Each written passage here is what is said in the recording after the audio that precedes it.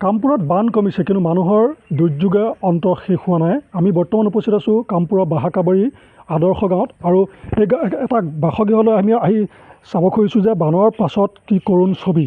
এয়া হেঁপাহৰ ঘৰখনলৈ শিবিৰৰ পৰা আহি এনেদৰে তেওঁলোকে ঘৰখন চাফা কৰা পৰিলক্ষিত হৈছে। আমি পোনপটীয়াকৈ নিউজ লাইভৰ দৰ্শকসকলক এই দৃশ্য দেখুৱাইছোঁ।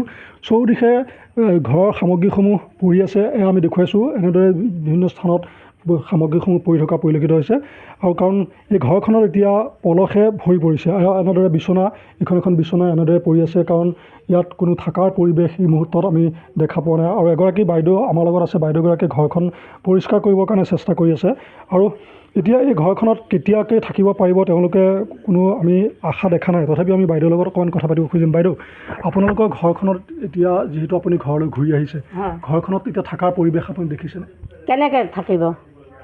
কেনেকৈ থাকিব ইমান পুলুষত আছে। ল'ৰা ছোৱালী 3টা, ডাঙৰ মানুহ আছোঁ 5টা।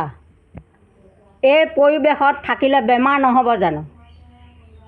এই বেমাৰ লৈ আপুনি আহিবনে নাই? এই স্কুলতে থাকিব। স্কুলতে আজি আমি এই জেগা ঘৰ নুশুকোৱালৈকে থাকিবই লাগিব। তাতে আকৌ বেঘৰ পৰিছে। বেঘৰ পৰিলে এইবিলাক এতিয়া আমি নতুনে লগাব লাগিব। এতিয়া পাম ক'ত বতাহ? এতিয়া পাব লাগিব নহয়। আপোনালোকৰ এতিয়া ঘৰখন যিহেতু ভাঙি পৰিছে, এতিয়া নতুনকৈ আপোনালোকে ঘৰখন সজাবৰ কাৰণে কি কৰিব? কি কৰিম এতিয়া? এয়া ভাঙা চিঙাতে থাকিব লাগিব। টকা পইচা নাই যেতিয়া, দুখীয়া মানুহ। আজি কোনে হাজিৰা লগাব? আমিতো হাজিৰা কৰিয়ে খাওঁ। কোনে হাজিৰা লগাব এয়া বানত?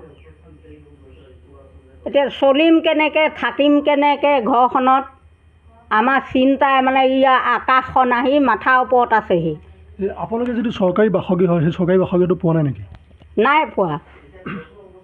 বহুতবাৰ এই বছৰ আজি এই ডাঙৰ পানীটো হ'ব পাৰে আজি 4 বছৰ হ'ল নেকি।